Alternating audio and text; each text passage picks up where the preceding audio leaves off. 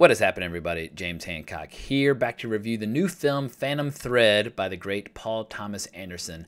I'm in the middle of like this giant mad dash trying to get caught up on all the major movies of 2017 before the end of 2017 with the Golden Globes and Academy Awards and that sort of thing. But with Phantom Thread, it came out in New York while I was visiting family in Virginia, which is why this review is a few days late. Also, sadly, I did not see the film in 70mm. It's playing in 70mm in one theater in New York, but it's about 10 degrees right now in the city, and going 70 blocks in that weather just had no appeal to me, especially when the movie was playing a couple blocks away at Union Square. So I went and saw it, sadly, not in the pristine format that Paul Thomas Anderson would advise us all to see it in. In any case, what to say about Phantom Thread? It's almost like some great masterpiece that was lost in the 70s has been rediscovered, dusted off, and re-released, but with actors who are appropriate for today. Before I get into my review of the film, I should say I think Paul Thomas Anderson is one of the greatest filmmakers working today. I think you can make a case for There Will Be Blood being the best American movie made in the 21st century. I find that movie endlessly fascinating, especially insofar that it was this giant evolutionary stylistic switch in Paul Thomas Anderson's career, one that had earlier been characterized by movies like Hard Eight and Boogie Nights and Magnolia. And it's very rare that you see a successful filmmaker make some huge giant leap forward into bolder, more mature territory or more risky terrain like that and pull it off so successfully. I really enjoyed The Master, Inherent Vice less so, but I think when it comes to the pound for pound rankings of best filmmakers in the world, Paul Thomas Anderson is definitely in the conversation. So with Phantom Thread, when I saw what a dramatic departure it was from his previous work, initially I was a little concerned because Paul Thomas Anderson is kind of the California guy. He's been chronicling the history of California for quite some time. And Phantom Thread is the 1950s, it's the UK, it's the world of fashion. I mean, it bears no resemblance to anything that has come before. And I would argue that it marks as big a stylistic jump forward from his previous work as There Will Be Blood did from his previous work at the time of its release. But I'm in a strange position where, on the surface, Phantom Thread has no appeal to my specific tastes at all. I'm not particularly interested in the world of fashion, and I'm not particularly interested in incredibly restrained, subtle, nuanced love stories. But somehow, by sheer mastery of craft and artistic brilliance on the part of the director, I found myself riveted by the experience for 95% of the total journey. And I'll get to my reasons why I fall short of 100% toward the end of my review. But this is a movie that's absolutely mesmerizing to watch. And this is a movie where small, little, insignificant gestures like the way one puts sugar into your coffee or scrapes the burnt crust from toast has enormous importance, because this is a movie about a fastidious, fussy artist and what it's like to be in service of somebody else's artistic vision while at the same time trying to have a romantic affair. And the reason I place him in that order is because for Cyril Woodcock, who's played by Daniel Day-Lewis, his artistic life, designing beautiful dresses, is his foremost concern. He will tolerate no interruptions to his work. He'll tolerate no distractions to his work. Everything about his life is in service of his work, including his affairs with lovely young ladies who often serve as models and as assistants and that sort of thing. But this is a movie about the relationship that actually withstands the trials and tribulations of his very moody, often almost spoiled temperament in a lot of ways. It's a story about his love affair with a character named Alma, played by Vicky Krieps, I think is how you say her last name. She's from Luxembourg. I won't pretend to know the correct pronunciation of her last name. And how this love affair serves as an enormous distraction to his professional life, but for reasons I'll get into later, it is the one relationship that he has after decades and decades of bachelorhood that's actually able to go the distance. But one of the things I find remarkable about this movie is that this was tucked away in the mind of Paul Thomas Anderson. If you were to watch Boogie Nights, and I've seen Boogie Nights many, many times, and never in a million years would I have imagined that this story would be in the back of his mind, ready to burst forth. This is an original screenplay by Paul Thomas Anderson, and he actually acted as his own director of photography on this as well, which is unusual. Typically, he works with legendary DP Robert Elswit, But this movie does reunite Paul Thomas Anderson with frequent collaborator Jonny Greenwood from Radiohead. They've made a few documentaries together, a few music videos, and I think Jonny Greenwood did the score on Inherent Vice as well. I might be wrong about that. In any case, they've made a couple movies together now. But if the credits didn't say written and directed by Paul Thomas Anderson, there's not one single detail about this film that I would find immediately recognizable as Paul Thomas Anderson's signature style as I know it today. One of the things that I find so amazing about this movie is that a filmmaker at this stage in his career is willing to make such a creative gamble and do it with such confidence and assurance and stick the landing in so many ways in an industry that more often than not, once an actor or a filmmaker has achieved success, will try to trap them into replicating that again and again and again until people never want to see or hear from the person ever again.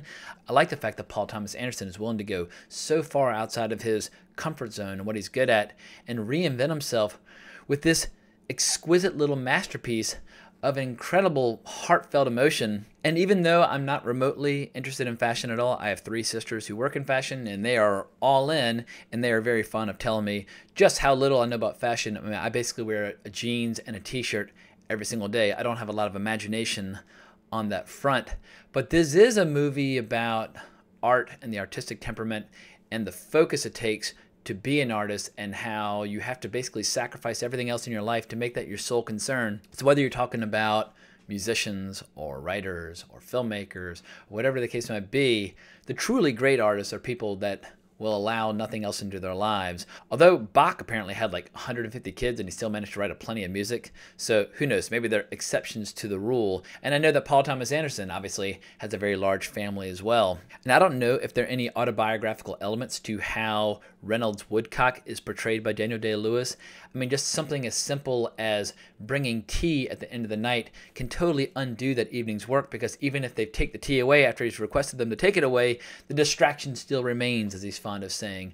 Or just the slightest distraction at breakfast can put him in a bad mood that's very hard for him to recover from for the rest of the day. Alma is one of the few people who's willing to call him out on just being fussy and behaving like a spoiled child, whereas everybody else in his life, except for his sister, is basically subservient to his vision and his goals. And he's very successful at what he does. He designs dresses for royalty, whether it is your coming out season or your wedding or your baptism, whatever the case might be. The elite of Europe travel from far and wide to have dresses designed by him so they look amazing at these royal gatherings. His sister Cyril is kind of the unsung hero of the movie. She's played by Leslie Manville, and she is awe-inspiringly funny without ever actually intending to be funny. She is as cold-hearted and ruthless and professional a businesswoman as you could hope to come across, and she basically runs the operation while Daniel Day-Lewis is responsible for the design choices, the creative choices. They were taught their trade by their mother, and they kind of live in her shadow, and they like to think that she's looking down on all their endeavors. But for the longest time, Woodcock and his sister Cyril have been this indomitable duo, and it kind of creates a lot of chaos and confusion when the young Alma comes into their life and starts to disrupt their normal way of doing things. As far as the plot is concerned, there's not a lot of plot to speak of, except for the fact that when Woodcock starts to grow tired of Alma, she refuses to just be casually discarded like so many have been before her. She basically comes up with this premise where she starts to poison him just enough to make him sick and enfeebled, because she recognizes that when he's sick or when he's hurt, he has this brief window where he likes to cuddle, likes to be affectionate, and will actually not try to have total iron-fisted control over every aspect of his life. And it's a strange thing where, over time, he starts to value the fact that she's the only person who can bring him back from his complete, total, all-consuming obsession. And if I have a problem with the movie, it's basically that the conclusion of it is that he starts to recognize it is a valuable thing to have someone in his life who will periodically poison him to disrupt his life just enough that it forces him to focus on relationships instead of his work. And if the point of the movie is that no matter how brilliant an artist may or may not be, that it is important for them to remain a part of the world and actually have human relationships, I don't completely embrace the twist that it has to be done by artificial means. I would like it if at some point he had realized that he is capable of having human relationships without having to be systematically poisoned by the person who is in his life. And when the movie stops, and it doesn't end, it stops, I found myself kind of scratching my head while I was mesmerized for the majority of the film and found myself completely spellbound by every single little detail. I mean, the meticulous detail of the design work and how they live their lives in this film is absolutely staggering. But I was left with a little bit of a feeling of, do I ever want to watch this again, knowing that this is how it ends? And that most certainly was not the case with There Will Be Blood, and certainly was not the case with Boogie Nights.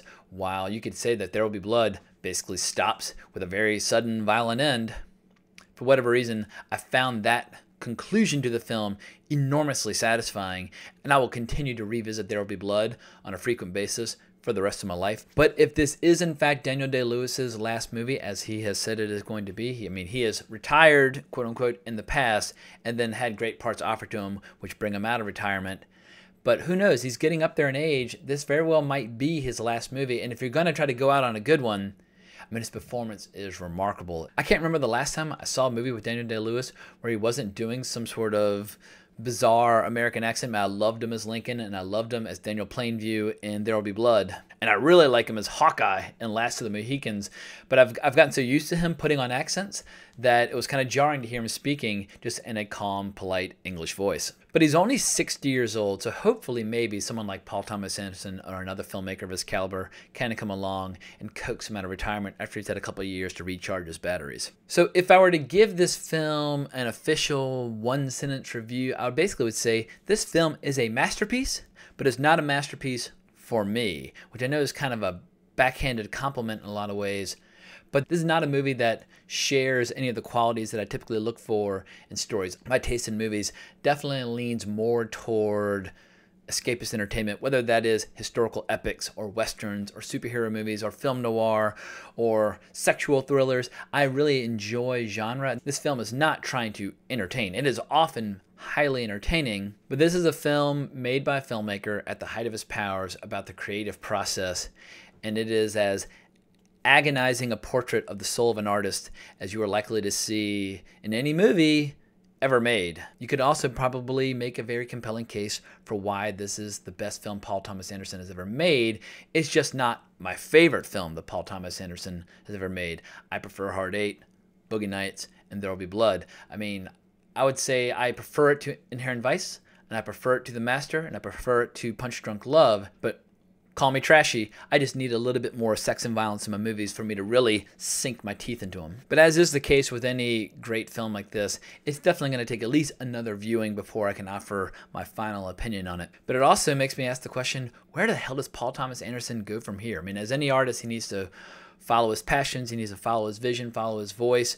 I just wonder what topics or what material might attract him in the future. He doesn't work that frequently. He works every 3 or 4 years or so, which I think is probably the right pace for him, especially since he spends so much time writing his screenplays. But after watching Inherent Vice, I never would have thought his next film would be Phantom Thread, but I have to say Phantom Thread I think is vastly superior to Inherent Vice. But I'm going to wrap this review up. Hope you enjoyed my little recap and reaction. Please consider giving my channel a subscribe, and if you want to talk more, give me a shout on Twitter at Colbrax, or just leave me a comment in the comments below. Hope everyone has an amazing New Year's in a day or two, and I'll be back at you all in the very near future. So long.